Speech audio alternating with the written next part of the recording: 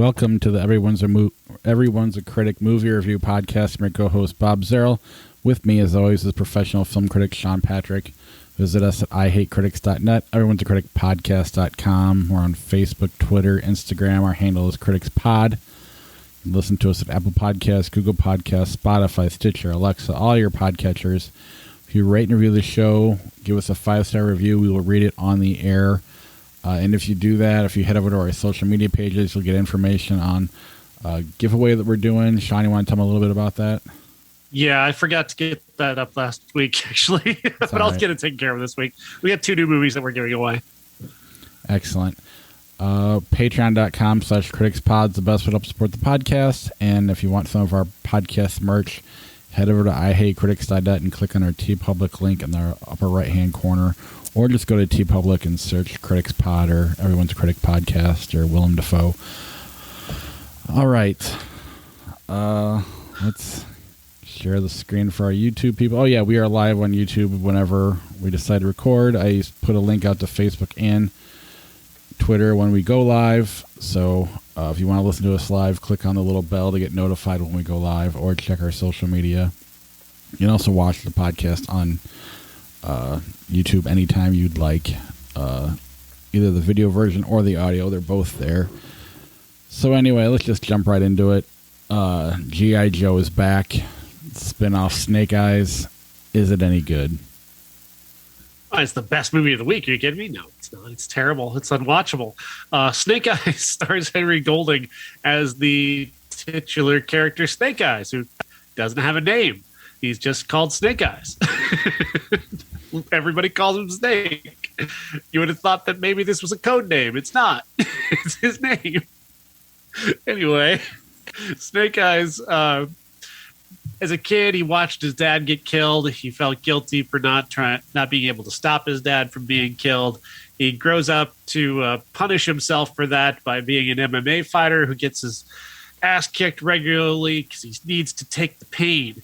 He deserves the pain. And then, but then he comes back and wins because he's the hero. He gets recruited by a guy named Kenta, who's a front for the Yakuza and moving guns for Cobra. And Snake Eyes goes to work for him, but when he asks Snake Eyes to kill a guy, Snake Eyes refuse. And we come to find out that this guy is the head of a secret ninja organization who takes Snake Eyes under his wing and takes him to Japan and teaches him to be a ninja by going through the 3 trials. And this movie is just so bad in so many ways. Where do you begin? Robert Schwenke is a terrible director. He doesn't know how to direct an action movie. Why he keeps getting assignments to direct action movies baffles me, because he hasn't made it. I mean, Red was okay, but it's mostly based off of how good Bruce Willis was the last time he cared about anything. I mean, beyond that, the sequel sucked. He didn't direct the sequel. But that's the one good thing Robert Schwenke's ever done. Ever since then, like literally, he they gave him the Divergent series, and it was so bad that I'm not even sure they released the last one. Is how bad that was in terms of its box office performance. Just as bad as a movie. He's just a terrible director, and here you have a movie that's purportedly about ninjas, about guys who fight for the highlight of what they do is fighting. So the fight scenes should be amazing, and they're not. They're impossible to watch. You can't tell what's happening. He's trying to do this kinetic camera work thing where he puts the camera in the action, but all it does is move the camera so much that you can't see the insanely cool things that these people are supposed to be doing. So you really don't know that it's actually insanely cool or not. Whether he had to do this to hide some deficiency in the way Henry Golding fights, I don't know, because I don't know if Henry Golding can fight now. It's all the editing and the moving and the camera, you can't see anything. And but my biggest problem, of all the problems, there's so many problems with this movie. It's so bad, but there's this device that's chucked into the middle of the movie that the ninjas are protecting this all-encompassing weapon of doom that's like this heart-shaped rock that glows, and if you point it at your enemy, he'll just burst into ash. And Once the bad guy gets his hands on it, he's like, well, movie over. All he has to do is point at people, movie's over. But he doesn't. So the movie doesn't even bother. The movie is so lazy and so poorly made. They don't even come up for a good reason why he doesn't just point the rock at Snake Eyes and end the movie. Like, he has to decide, you know what, minions, you go ahead. I'm just going to hang back here with my Rock of Doom and not do anything. Like, so freaking lazy. It's the laziest goddamn thing. I mean, and it's so easy to fix. I mean, you could just put in a thing where anytime you use the rock, it takes a little bit of your life force. Or one line of dialogue, I just fixed the movie. Like one line, at least I fixed that part of the movie because the other parts are still shitty. But or like, the rock has to recharge after you use it to blow something up or blow up your enemy. Okay, just one line of dialogue can explain that, and you don't have this giant hole in the middle of your movie where people are going, why didn't he just use the stupid rock and blow everybody up? So bad. That's a shame. It seemed like they were treating this like the Transformers series treated Bumblebee. Like, this was going to be the one that saves the franchise. You can start over here. Yeah. And clearly that's not what happened, unfortunately. Now, I don't remember G.I. Joe. I mean, obviously I was a kid, but I didn't really watch it. Was Snake Eyes a bad guy or a good guy? He started off bad and became a good guy. Oh. Yeah, I think that's the story they tell here, and I think that was kind of the story of the cartoon. My memory of G.I. Joe is weird because I watched the cartoon a little bit, but when I had G.I. Joe figures, like I had hundreds of G.I. Joe figures, but instead of using them to fight wars, I had them wrestle because they were better than the wrestling action figures that I had. I was a He-Man guy through and through, and well, that came out this weekend too. So yeah. I was more interested in showing my son that than this. Was it good? I didn't watch it.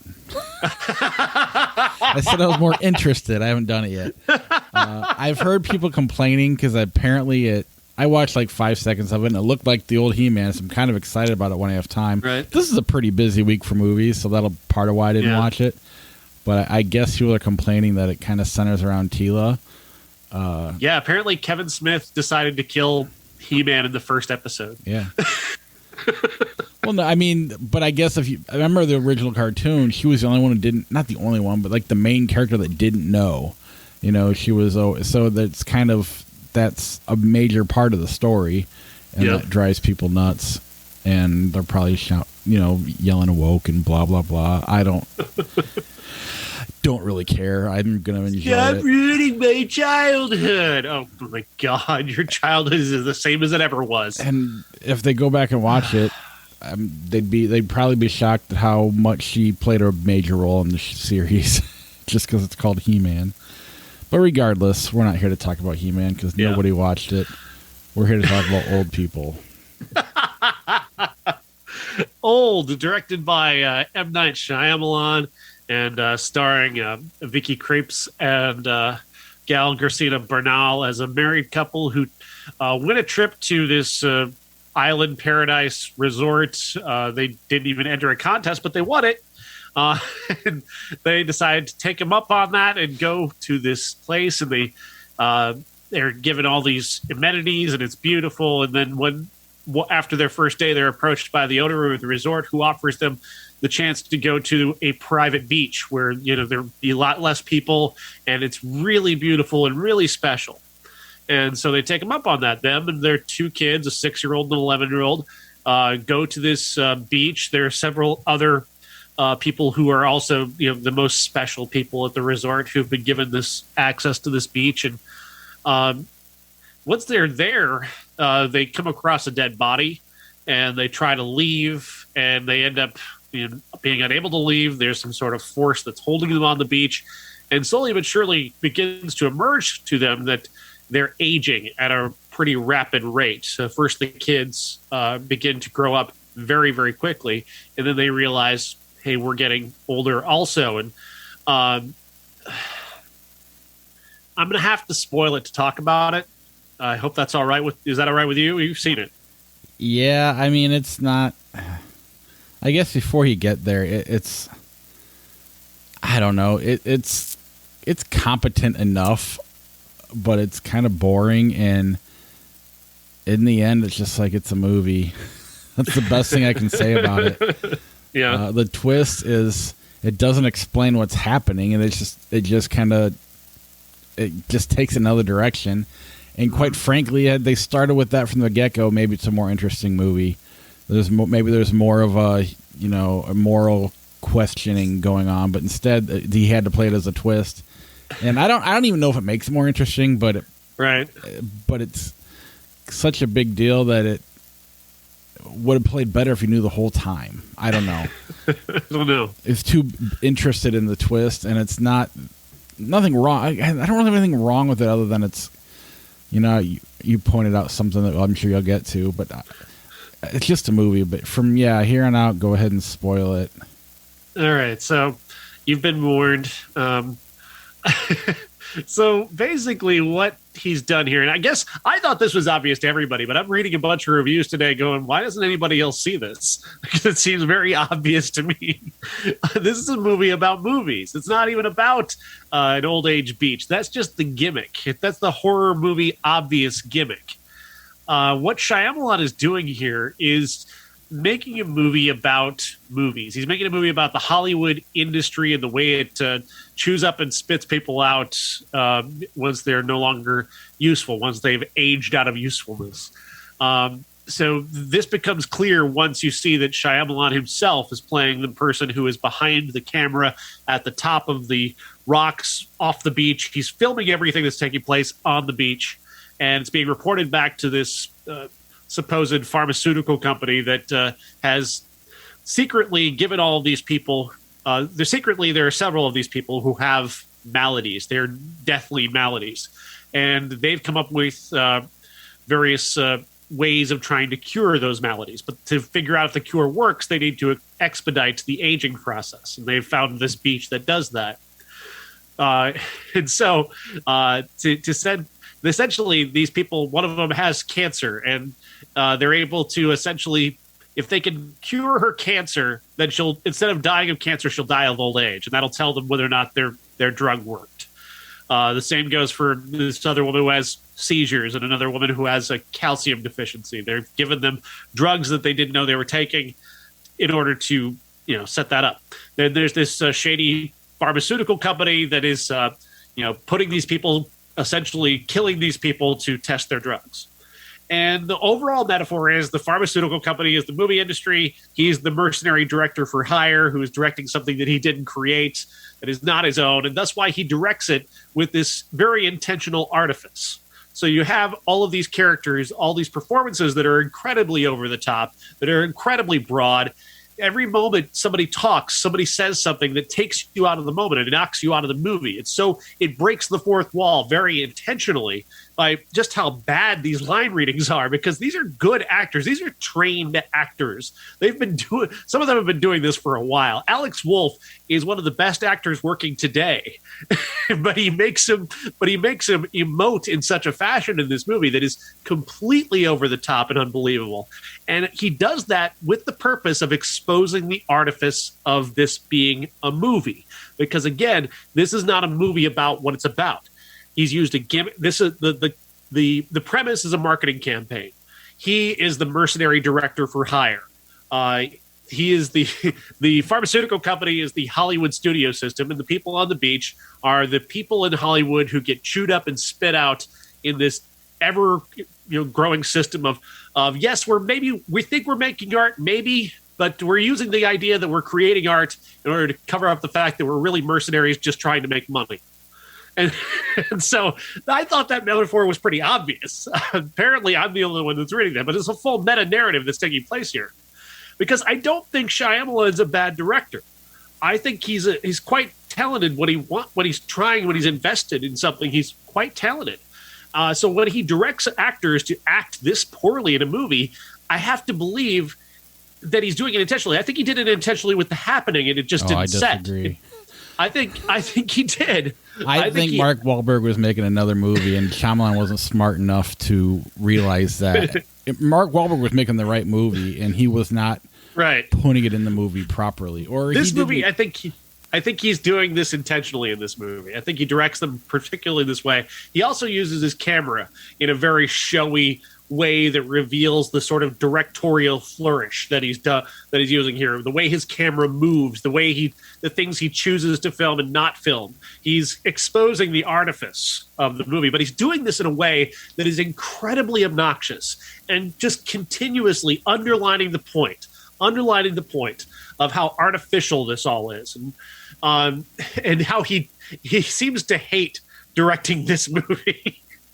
Which I find, he's trying to be on our side. He's trying to tell us that, hey, I'm with you. I know that movies like this suck, and I know that I'm working for this mercenary corporation that's just trying to take your money.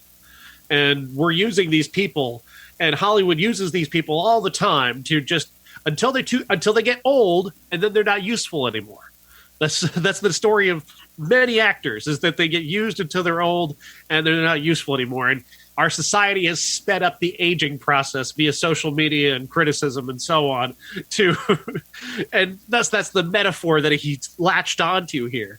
And you can find that also in this character, which is one of the dumbest characters ever created.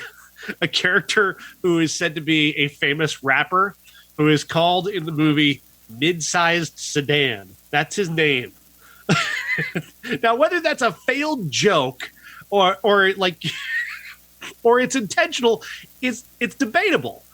Either he's walking into the room with this character going, "Hello, fellow young people. Like, I understand your culture," or he's pointing out how artificial it is, and maybe this was in the script that he was given, and he's like, "That's really stupid. I'm going to highlight that."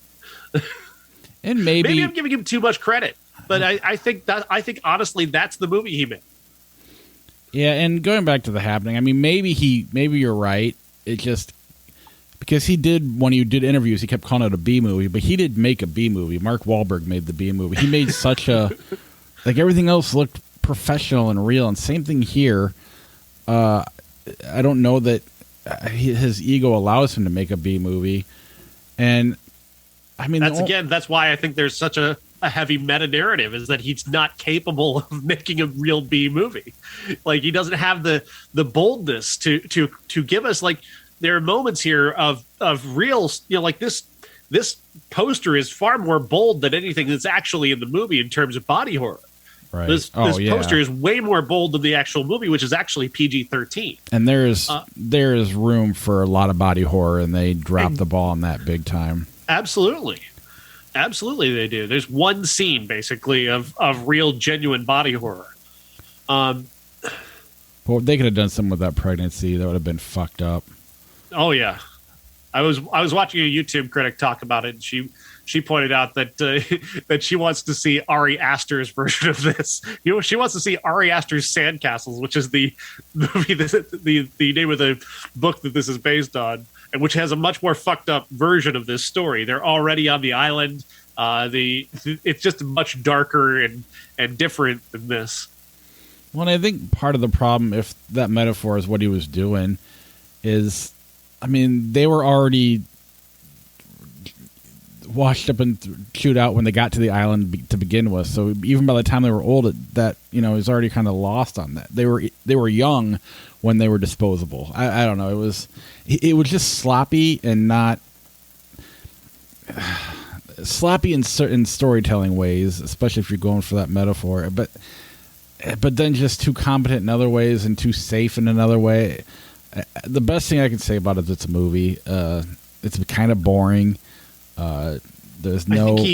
I think he thinks he's this high-minded artist who's kind of above it all and commenting on everything, and I think that he just doesn't have the actual talent to be that.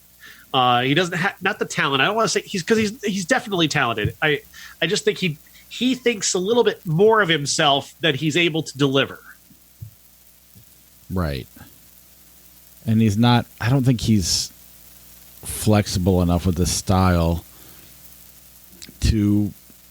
I mean, he's almost made himself a one-note director, unfortunately, and this would require a little bit more variety out of him, and he doesn't have it here, and it ends up just at best being stale.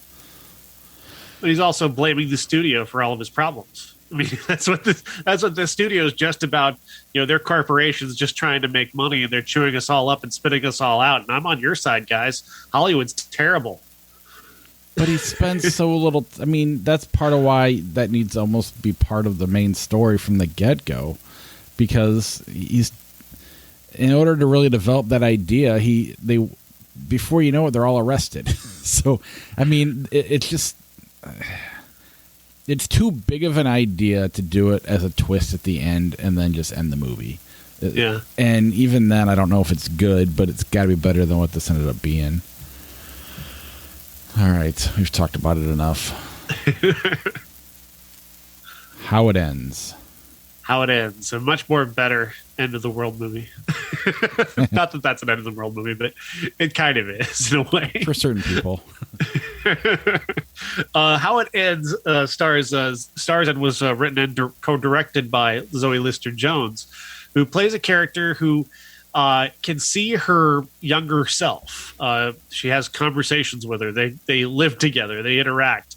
And generally speaking, people can't see this younger version of herself, but she can. And the younger version of herself is played by Kaylee Spaney, and it's just this wonderful device that they don't explain, but they don't need to. It's because, again, it's not what's important about this.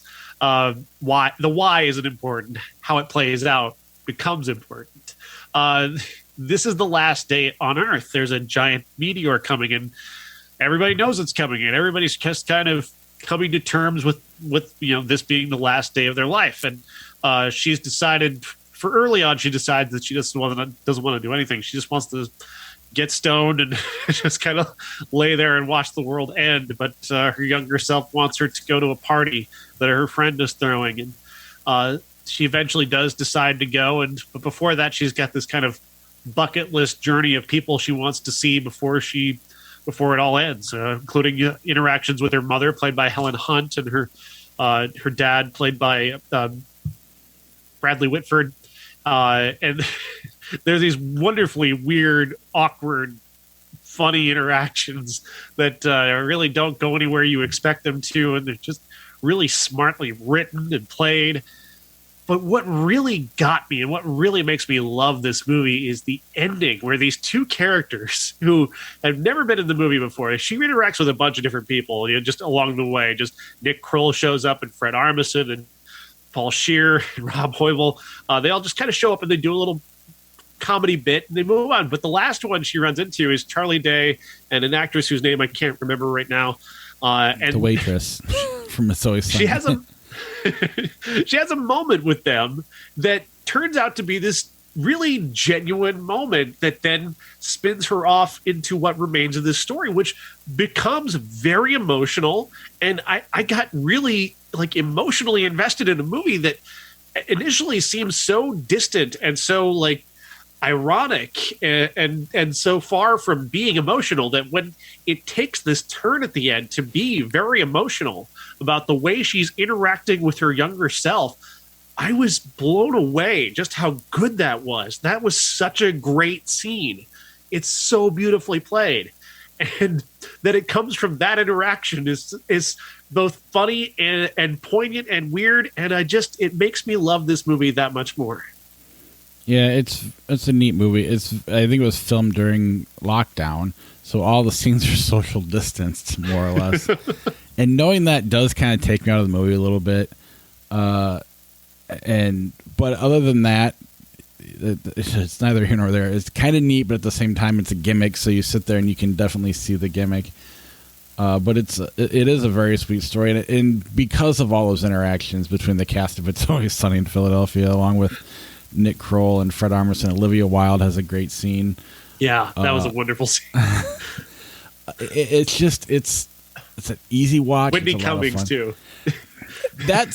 And there's nothing wrong with what Pauly Shore and Whitney Cummings do. Yeah. My only thing that bugged me is Whitney Cummings was all over Instagram the entire pandemic, doing parties and Thanksgiving stuff, and it was just come on, man.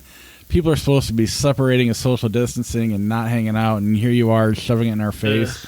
I love her. She's hilarious. I think she's great, but and then the whole Joe Rogan tie-in, it's just, I don't know. She's starting to kind of, I'm judging her more than I should. It's my fault. So that kind of, as funny as it was, that's me. It's my fault. So just ignore me. This is a sweet, good movie that I think people will enjoy. Anything else on how it ends? I hope people see it. Give it a real chance. Yeah, there's enough people in here that, whether it's Paul Scheer, you're going to like somebody in it, and they have a great scene, whoever it is, because they were all... I mean, Bradley Whitford's never been better. He's so good in that scene. I mean, really Fred Armisen's great. Yeah. The whole thing, every little side thing was really, really funny. Helen Hunt, I mean, this is a very authentic interaction. It's very spiky, but it's very, mother-daughter. It really does work. Yeah, and then the scene with her ex-boyfriend. I mean, probably the worst scene of all of them, but it's still really funny. I don't know. It's a good movie. It's very watchable, very fun. I mean, the posters is fresh and funny. That's the perfect way to describe this movie. Yeah. All right, let's move on. Broken Diamonds. Broken Diamonds stars Ben Platt as a wannabe writer who is about to give up everything in his life. He's quit his job. He's selling his car. He's giving up his apartment to move to Paris to become a writer. But then his father dies. And his father was the main caretaker for his sister, played by Lola Kirk, who is she's schizophrenic, I believe, is what she is. And she's at a hospital. She lives at this hospital, and she takes medications to keep herself in check. And she's trying to get out into the world, but she's also got a lot of problems. So with his father dying, he's kind of thrust into this situation where he's pretty much given up most of his life to move to Paris. And now this situation is happening where he's pretty much got to take care of his sister. On top of that, she gets herself kicked out of the hospital over an incident that was pretty much related to unresolved grief from finding out that her father died. That's going to leave her without a place to stay for 2 weeks. Meanwhile, he's leaving in a week. So there's a lot of complications building up there. And this is a very good movie. It's very well acted. It's got some moving parts that can be very emotional. It doesn't quite stick in terms of being as emotional, I didn't have the same emotional reaction that I had to how it ends. It's a very different movie, but I still connected to it that one on an emotional level more than I did with this movie. But there's still a lot of really strong elements to it, and they do well to set up the story and set up his conflict. But it's also a very easy conflict that has a relatively simple way of playing out. I'm not going to spoil it, but I don't think I can. It's not really something you could spoil. It's not a twist or anything like that. It's a solid, well-acted movie that has a strong heart to it, and it's good. Awesome. And there's Settlers. Settlers. Yeah, Settlers stars the young girl from the Florida Project, and Sophia Botella from one of the Star Trek movies. They, along with Johnny Lee Miller, make up this family that is living on, we think it's Mars. They don't really tell us that it's Mars, but it appears to be like Mars. They've arrived in this place, and they've taken over this farm, which is weird. There's a farm that's on this planet, which, again, we think is Mars.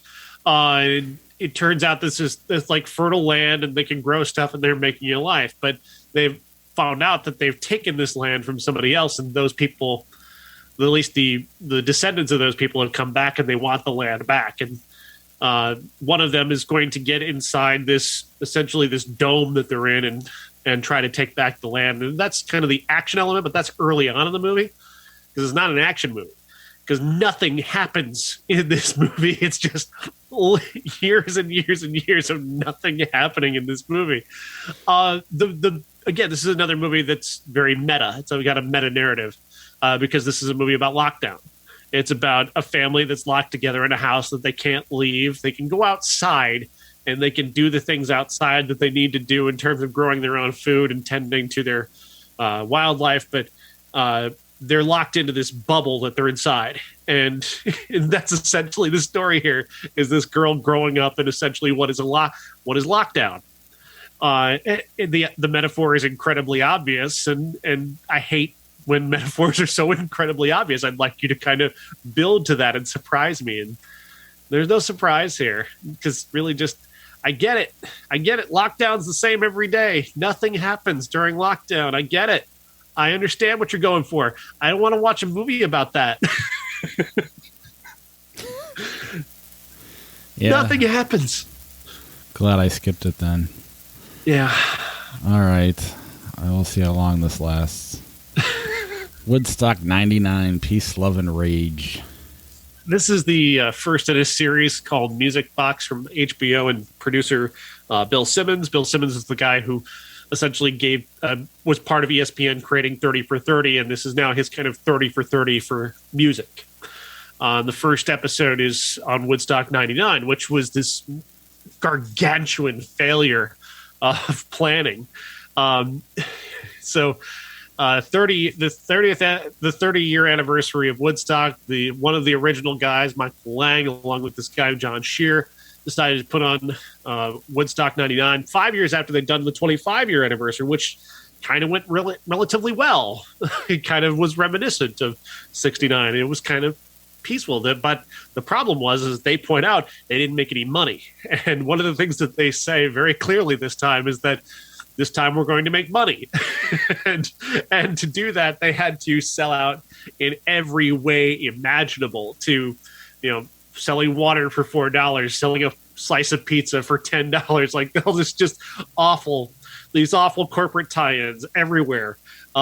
And setting Woodstock at an Air Force base, which I realize optics weren't a big thing in 99 as they are now. Now we talk about optics.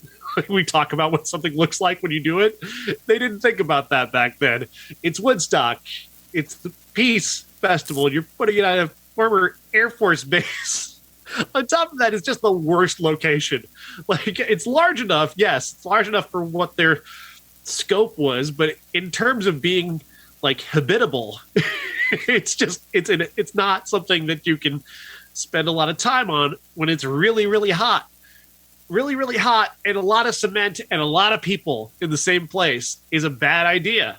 And anybody who could plan something could probably tell you that this was a bad idea. Why they didn't recognize that it was a bad idea, nobody knows. On top of that, they made no plan whatsoever, apparently, for the bathrooms, because we're talking about a 3-day festival. They've got porta potties, but they're just not useful at all. They don't plan on people being people and just destroying this shit.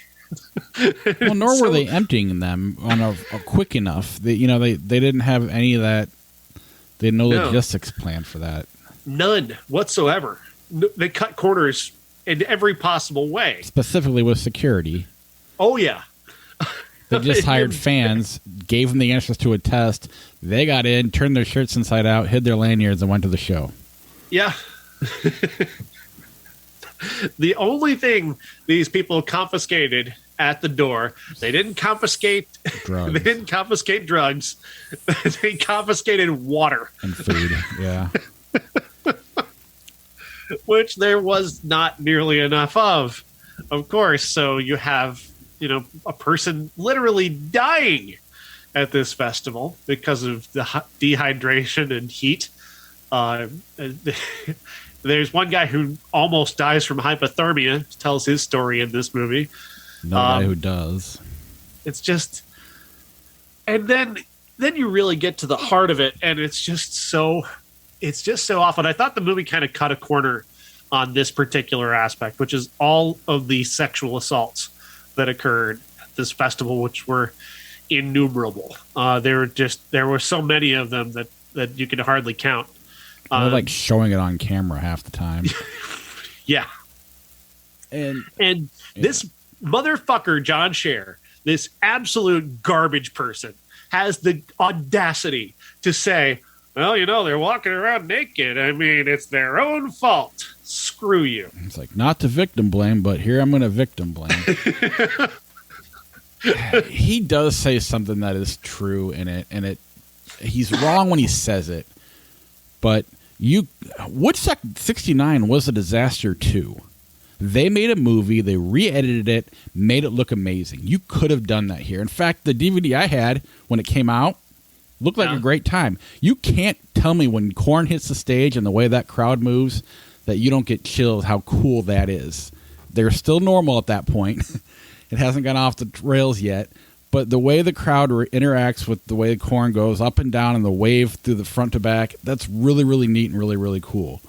You could have edited this and make it look like a huge success because they never stopped it. It just kept going. And I'm not saying that he's right and they should do that, but you could have done that and made it actually look good. 69 was a shit show too. Michael Lang's an idiot. He doesn't know how to throw shit. He's not a good promoter. Woodstock 50 fell apart because he didn't get permits and he didn't do his job right. He doesn't know how to. He's not a real promoter, and that's what the problem was. And this documentary pisses me off so much because they spend time trying to act like the acts on the show, not just what they did on stage, but what they stood for is why the kids are like that. They're bringing like assholes like Moby on, who's probably the biggest creep of every artist on that stage. Say what you want about Fred Durst. Moby has actual shit he's done wrong. That's, look up Natalie Portman and Moby and tell me he's not a creep. Then you got Scott Stapp from Creed, another guy who's got a lot of problems, who's another one of your voices trying to tell people apart or tear, this new metal thing apart. New metal is not homophobic. It's not misogynist. It's just they were trying to work that angle, and it wasn't true. Kid Rock might be a little bit, but they spent very little time on Kid Rock. Then you go to the artists on stage, and they're not there. They're walking up on stage and they're walking off. There's no context there. Yeah, the show guy talking to Anthony Kiedis and Fred Durst. You don't know what they're saying. You don't know what's going on.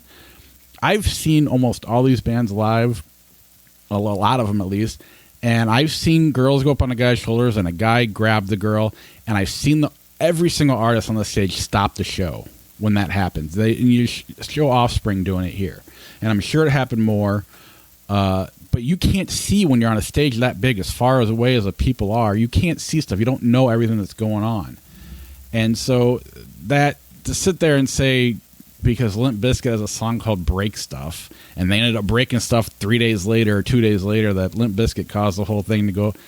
It's just lazy and stupid. And even when Red Hot Chili Peppers playing Fire at the end, that was all planned ahead of time because they were going to do a Jimi Hendrix thing afterwards. I mean, it's all the way you put it together to sit and put blame. The blame should lie on two people, and that's the two promoters. This has been done. Whether there was 220,000 people here. I was at a show 2 years ago with 100 and some odd thousand people. When you have that many people, it doesn't matter if it's 100 or 200,000. It's a ton of people in a short space. These stages were a mile and a half apart. You have 3 female performers the entire weekend playing at 5:30 right before. I think one night it was before Limp Bizkit, another night it was before Bush. I mean, you had all the hard rock acts at the end of the night, and you just have a stage for Alanis Morissette and Jewel and Sheryl Crow. Mix it up more. Do it. There's ways to do this and not be stupid. And it's not a big deal to have Limp Bizkit, Rage Against the Machine, Metallica play back to back. That's been done. This didn't have to happen. You have no security. They're literally sleeping in shit. It is so infuriating that, I mean, Michael Lang is one of the biggest idiots that ever lived in this world. and just the way, I wish they would go back and take over, look at Woodstock 69. The army had to be brought in. I mean, more people died in that one. There were rapes in that one too. And all you hear about is how good Jimi Hendrix was, and because that's the way that it was presented at the time. And it's that part really bugged me about this because they didn't just blame them. They went and blamed a lot of different things. And then for whatever reason, they bring up a very quick Napster part of the story, which had no other than greed. But, you ask any artist, with the exception of Dave Mustaine, who was kicked out of Metallica, what they think of Napster, and they're going to side with Metallica. But they get the guy kicked out of Metallica to shit on Metallica regarding Napster. It's just, to me, I thought it was really poorly done. And even the nudity and the sexual assaults is almost like they showed a lot of it, and to the point where I couldn't tell if they were trying to prove a point or, hey, we got naked girls in this movie. They could have censored stuff. They didn't have. It was just, I don't know. I did not like this movie. I understand. It pisses me off at the poor. Like, they didn't have a true intent. And like you said, they didn't. Like, the sexual assaults were bad. There were some things that I thought were really well done. In that, when DMX hits the stage, he's got this song where he's doing the callback. And in the callback, a crowd of 100,000 white people are yelling back my N-word, but DMX he's doing it in a way that it's like he's giving them permission to do it. Well, what is weird is, and they have a journalist who goes, if you asked every single one of those people individually, they would never admit to doing something like that. And if you did a poll and you asked people, like, you're standing in front of somebody, and you asked them if it was they would say, of course not. No, you never say that. Absolutely. And here they all are yelling it back at DMX. Right. They think it's okay. And they get one of the rioters on there too at the end, a guy who never thought he'd get wrapped up in it. There's something about mob mentality, and that's why you have to take precautions with these big festivals, because things can go awry. You need boundaries. You need to break up the stages. One, having stages a mile and a half apart, on top of asphalt on 100 degrees for 3 days. Terrible idea. Forget the shit everywhere. Right.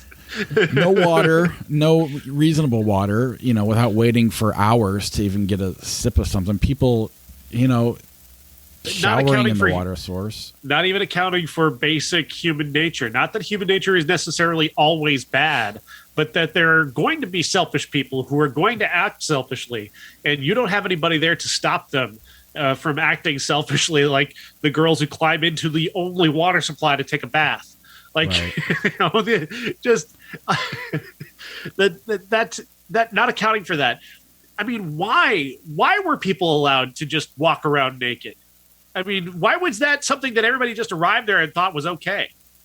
I not that I'm saying that it's bad to be naked. I'm not saying that. I'm not a prude. But I'm saying that in general, if I walk outside tomorrow naked, I'm going to get arrested. That's going to happen. I can't walk down my street just being naked. They're going to arrest me.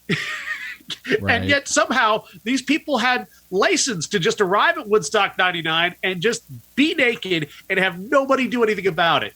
Nobody, there's not a sign somewhere that just says no shirt, no shoes, no service. Come on. You're claiming this is Woodstock, yet you're holding it on an Air Force base. Like, you guys don't care about this. Even the creation, even the myth you created about Woodstock, you don't actually care about it. Right. And that's the other thing. It's like the show, I'm going to a festival in September. Again, there'll be 120,000 people there. Korn's there, Metallica, all these bands that are on here, a lot of them are going to be there. Now, granted, they're older, and it's been years, so it's a different crowd. And they'll be maybe not naked people, but partially naked people, and they're probably not going to get raped, because it's ran by a much better promoter who has the proper security and knows how to do stuff. And I just, it's like they were trying to blame people for not even just that one promoter about the nudity and the people walking around topless or naked. It was, they were trying to blame Girls Gone Wild, and don't get me wrong, that guy's an idiot who put that together, and that was part of the culture at the time. And everything is cyclical. They kept going, well, if Nirvana were here, it would be different. Fuck that. That's not true.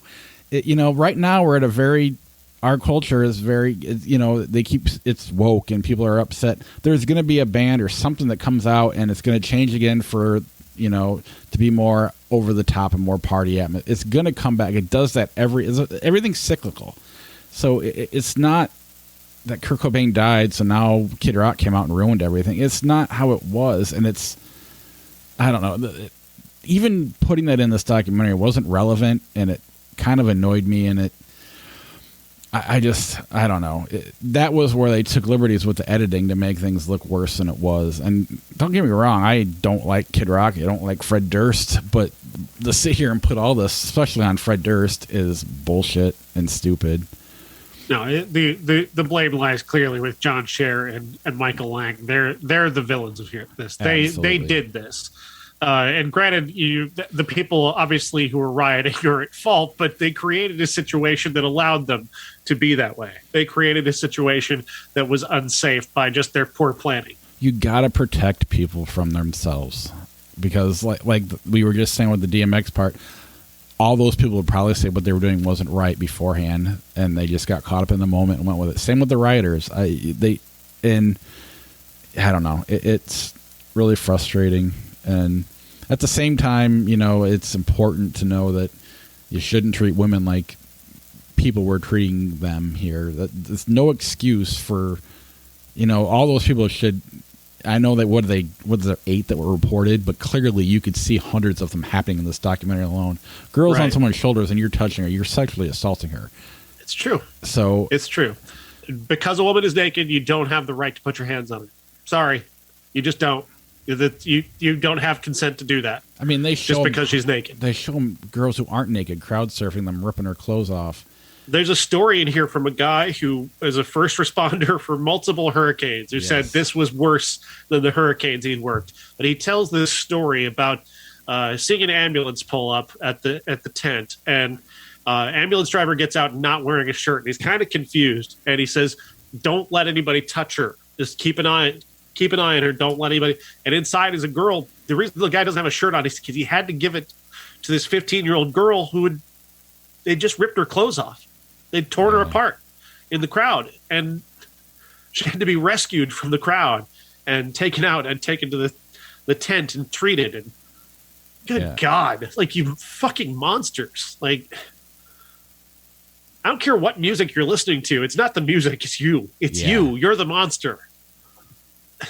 Yeah. And Michael Scher and John Scher and Michael Lang for setting up a situation where this became possible. This is on them. That blood is on your hands. Absolutely. And I'm not saying all of us have it in us to do that, but all of us have somewhere we'd go that's not ourselves. I would never go. I've definitely been in a scenario where I could have touched somebody and I never would. And I can't imagine being a rioter. That's just not my, but when you're in a mob mentality, you're going to go outside your normal morals. Everybody's going to have a different limit, but you just, I don't know. You can watch it, I guess. It's something, and these guys come off like assholes, and I'm glad about that. Right. I don't think we need to live in a police state where everything has to be like constant observation from police. But there is a balance that you can create where you just create an atmosphere that it happens, like you said, at dozens of shows every year. Coachella that are sizable is a corporate shows. Event. Coachella is corporate, and it works just fine every year. And they're able, but it's not because they've turned it into a police state where they have a policeman in every row of the thing. No. It's that they've created an atmosphere where people understand what's acceptable and what's not. And these top of which you've got this absolute disgusting, horrible greed that is driving every decision that John Scher and Michael Lang are making, because this time we're going to make money. Woodstock 94 was successful, but we lost money. So this time we're going to make money this time. They said that. Yep. And they cut every corner to make that money. They did not spare any expense, or they spared every expense, I guess is the right phrase, because they didn't have security or anything. They had no boundary. It was just a shit show, literally. Yeah. And And it's, again, you can watch this. I'm not going to be mad at you if you do, because they do need to be vilified. I'd love to see them tear apart 69 and really show it for what that was, just to really show you what kind of a piece of trash Michael Lang really is. But if you want to watch something great, watch the Paul McCartney, Rick Rubin series on Hulu. That's freaking phenomenal. I saw the first episode. It was pretty amazing. Oh, I love every second of it. All right, it's just Paul McCartney. It's Rick Rubin and Paul McCartney talking about just little tiny elements of Beatles songs that stand out, just from Paul's memory, and then he plays a little bit of them, and then Rick Rubin, they're just messing with the board. Let's highlight this, and then we're going to look at this, and where did this come from? So fascinating. Wow. And it's not repetitive either. Every episode is a little bit different. And to the point where Josh, who hates the Beatles, I want him to be like, I'd love him to give this a shot and watch it, because if nothing else, it'll give him a better appreciation for it, because it is, like, I've always loved them, appreciated what they did, but they were way better than I even gave them credit for. You can't be that popular, the Beatles, without being overrated, but they actually are. They're not overrated. They're that good. And I just absolutely loved that series on Hulu. All right, let's get to the meat of the podcast. We're an hour in. We're finally getting to Nicolas Cage. H.P. Lovecraft's Color Out of Space. Color Out of Space stars Nicolas Cage as the father figure in a family of four, or is it five people, 3 kids, 2 parents. They live in the country. One night, this meteor slams into the ground outside their house and gets into the groundwater, and bad things start to happen. This has got a lot of, like, you want body horror, here you go. There's a scene of body horror in this movie that turned my stomach in the best possible way. Cage here is, he's at times he's crazy Cage, but it's a measured sort of crazy Cage, because he knows when to deploy the crazy. Like he seems to. I love what he does with his voice in this movie. It is such a clever thing to be. It's almost meta, to where he recognizes that I'm being really normal here. I'm very normcore bad Nicolas Cage, but then when things are starting to get crazy, suddenly he starts to turn, and you suddenly hear him, like, he's almost like having like a dementia moment where he seems to forget who he's talking to, kind of, and he starts talking in this very stilted accent that's very odd, almost Tarantino-esque. Like, he almost sounds like Quentin Tarantino doing an interview. There's an element of that, yes.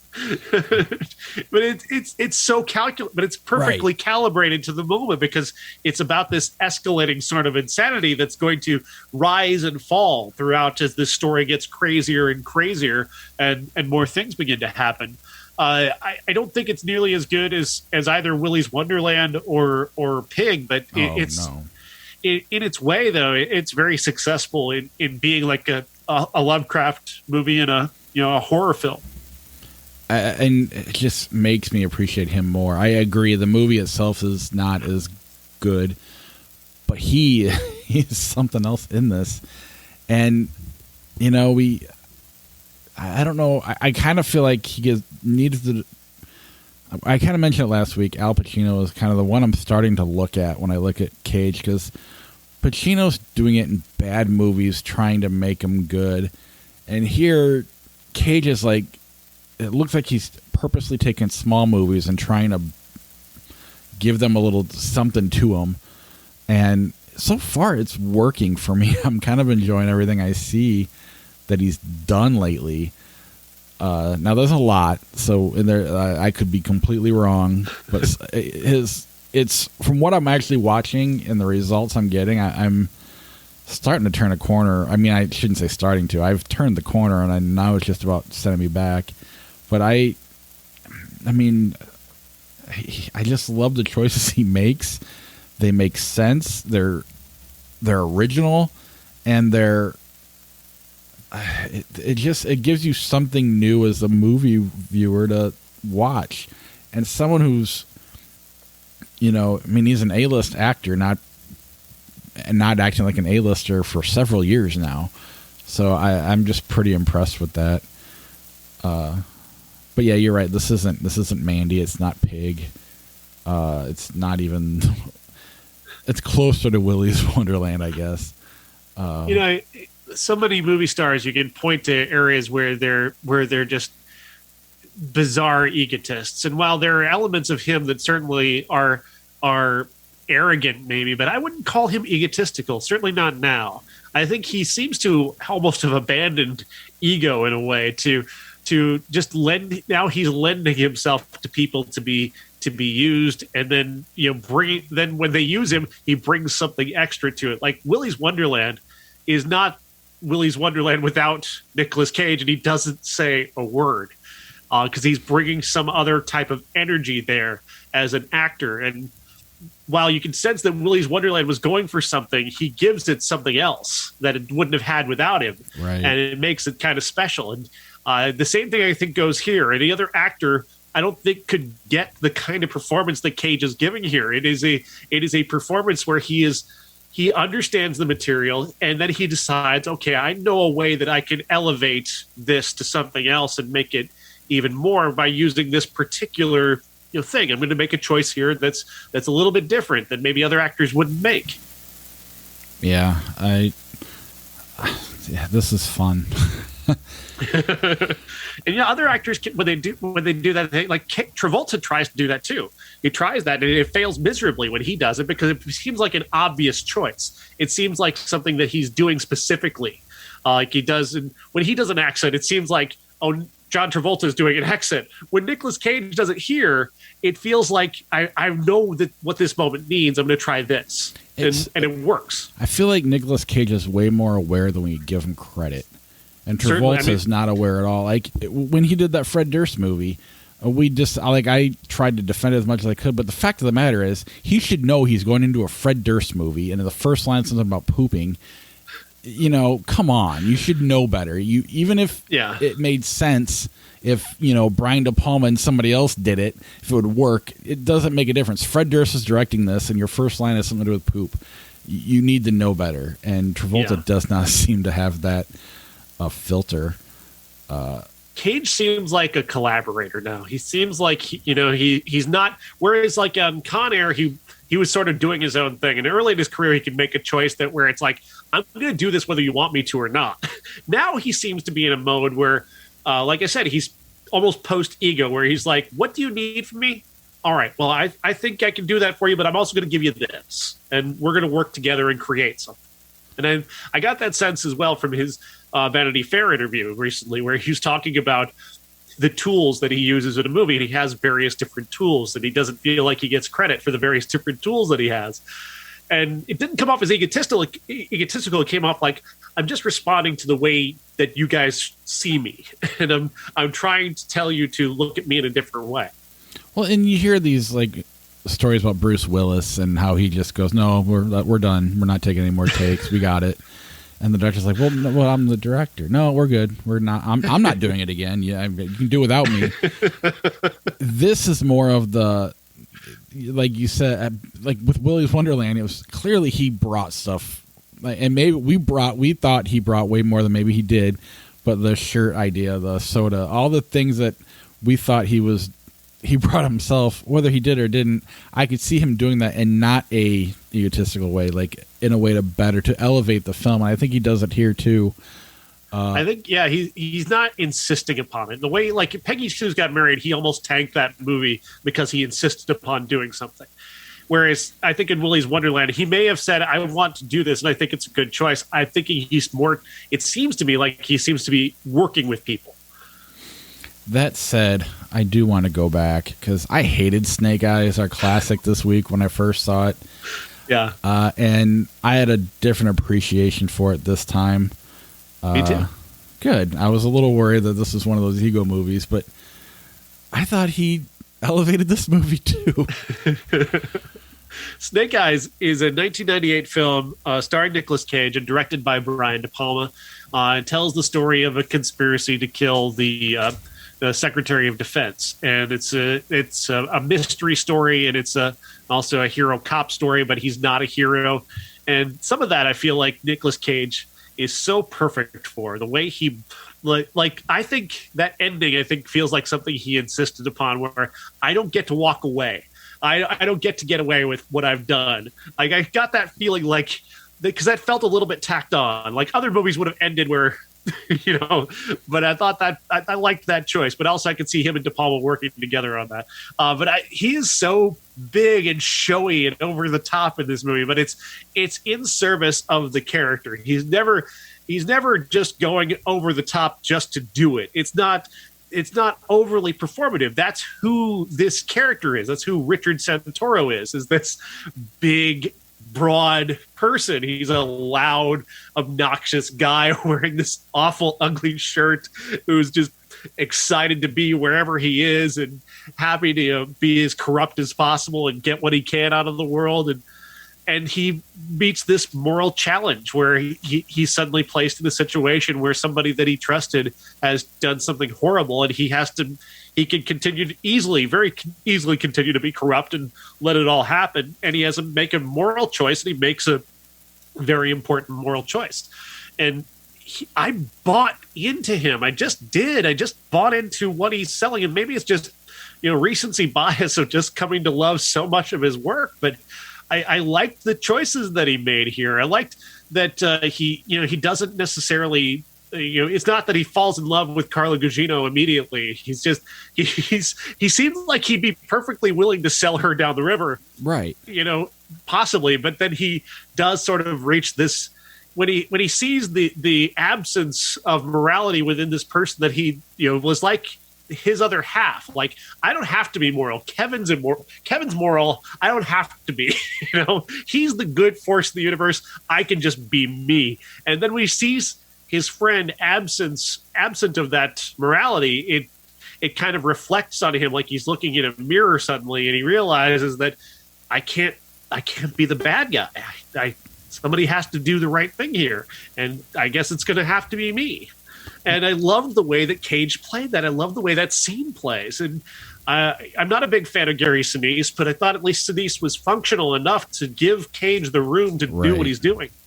And even if he doesn't meet Carla Gugino face to face, he might sell her out and let her die. But he's put a face. I mean, he doesn't fall in love with her. He just there's a connection. He sees her face, and now he knows she's going to die if he doesn't do the right thing.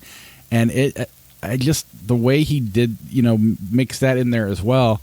I hated this movie when it came out. Just hated it. Yeah. And part of me just wants to go back, and as I watch things, it's been a while since I've seen Con Air or The Rock, or I don't think I've ever seen Peggy Sue Got Married, and just wondered, I'm not watching it right maybe. And this one was definitely one I wasn't watching right because he annoyed me then. But you're right. It's in service of the character, and it elevates the story, and it makes kind of a lazy, lame, pretty straightforward movie. It gives it some teeth and makes it something it's not. And I appreciate that for it. I mean, he's great at chewing scenery, but in a way that services the movie. Jack Nicholson's great at it too. Al Pacino can be, but sometimes he's really, really bad. But those are it's like, I don't know. You have the guy who does it wrong in Pacino. You got the guy who's just kind of perfect in Cage, and the guy can do it on any level with Nicholson. I mean, I think that's where he belongs in discussion more so than like the Travolta or whoever else. I think he's that great of an actor. I just think he loves acting, and he loves the process, and he loves being creative with it. I don't know. I really. This has been a lot of fun kind of rediscovering Nicolas Cage recently.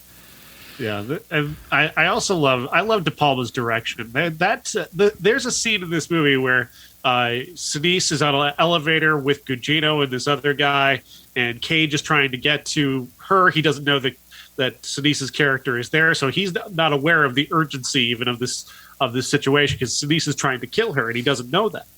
And the way that this is staged, the like you can see Sinise makes a very deliberate decision to not get off the elevator where she is. He doesn't want to give himself away in that way, but she knows him and she knows what's going on. But the music is propellant and exciting. The direction, the choices that he's making making sure that we know where everybody is and why they're where they are all makes sense. That is a tremendous piece of suspense. Right. Not to mention that awesome shot at the beginning of the movie. Yeah. Which is all I ever thought of this movie, was just that, and then I was done. So glad to rediscover this one. I don't think you watched anything from 91, did you? I didn't. We had The Doctor.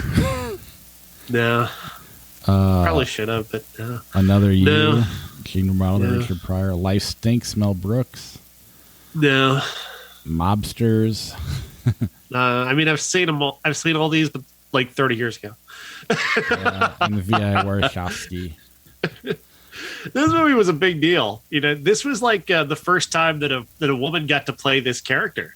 That was a lot of the marketing around this, was the idea that Kathleen Turner gets to play a detective character that's like the kind of detective character that men get to play all the time, and she got to play it kind of in a way that brought femininity to the kind of, you know, flatfoot detective stories that we'd seen since the 1950s, and that it's not nearly as good as one of those is more of a testament, I think, to